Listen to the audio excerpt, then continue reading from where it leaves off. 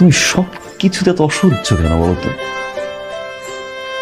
আগে যখন ফরহাদের মতো ছিলাম না তখন অসহ্য ছিলাম, এখন যখন আমি আবার ফরহাদের মতো হয়ে গেলাম তুমি অসহ্য কেন? মেয়ে নিয়ে আসছো কেন? মদ খাচ্ছ? সব কিছুতে স্থির না কেন তুমি? তুমি কি জানো যে একটা মানুষকে যখন আরেকটা মানুষের সাথে কম্পেয়ার করা হয় কি পরিমাণে খারাপ লাগে? বুঝছো সেটা? আমি তো কখনো কম্পেয়ার করিনি তোমার মতো।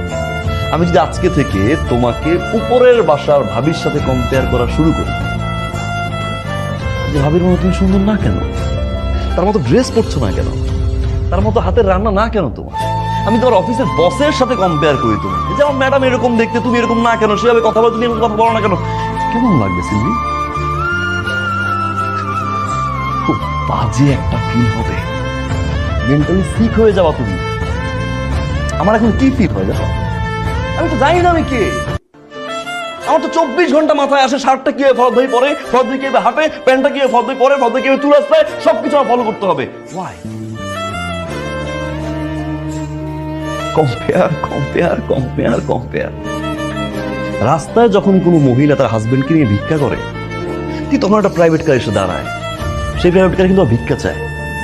কই সেই মহিলা তো বলো না যে মানুষেরও কপাল আর আমারও কপাল, মানুষেরও হাজবেন্ড আমারও হাজবেন্ড, মানুষের হাজবেন্ড গাড়ি চালায় আর আমার হাজবেন্ডকে আমি ভিক্ষা করি, তারা কিন্তু শান্তিতে আছে। কেন জানো? তারা তোমার মতো কম্পেয়ার করে না। অনেকের হাজবেন্ডের পা নেই, হাত নেই, চলতে পারে না, বছরের পর বছর বিছানায় পড়ে আছে, হাসপাতালে যাও না একবার। মৃত্যুর সাথে পাঞ্জা লড়ছে হাজবেন্ড, বারান্দায় বসে ওয়াইফ কাঁদছে। কম্পেয়ার যদি করতে হয় তাদের সাথে করো না।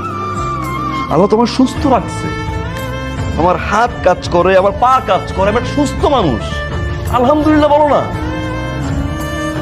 অনেকের হাজবেন্ড অফিসের জন্য বাসা থেকে বের হয়, অফিস থেকে বাসায় ফিরে লাশ হয়ে, হয়তো অ্যাক্সিডেন্ট করে, না হয় কোনো অঘটন ঘটে।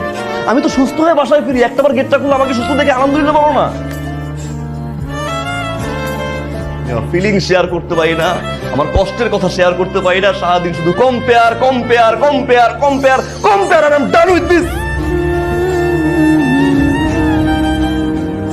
আর বলো না, আর বললো না। আমি রিয়েলাইজ করতে পারছি, আর বললো না।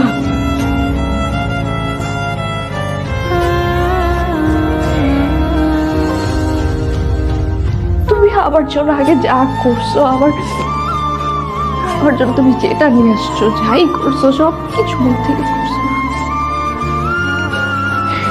সেটার মধ্যে যে ভালোবাসা ছিল আমার, শুধু ওইটুকুই লাগবে, আর কিছু না।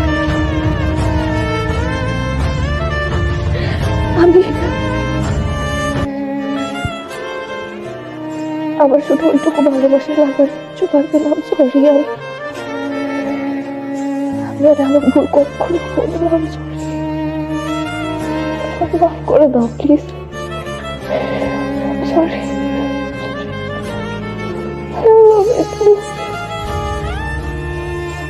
আচ্ছা একটু থাকো, ওরা মেয়ে দুটো আবার ওই 4 তলায় সাবলেট থাকে, আমি একটু দেখি যে ওরা ঠিকঠাক মতো বাসায় গেছে কি না। আরে তুমি এখন ওই মেয়েদের কথা বলতেছ আমাকে? আমি রিকোয়েস্ট করে নিয়ে আসছি, বলবো না বাসায় গেছি কিনা দেখবো না আমি?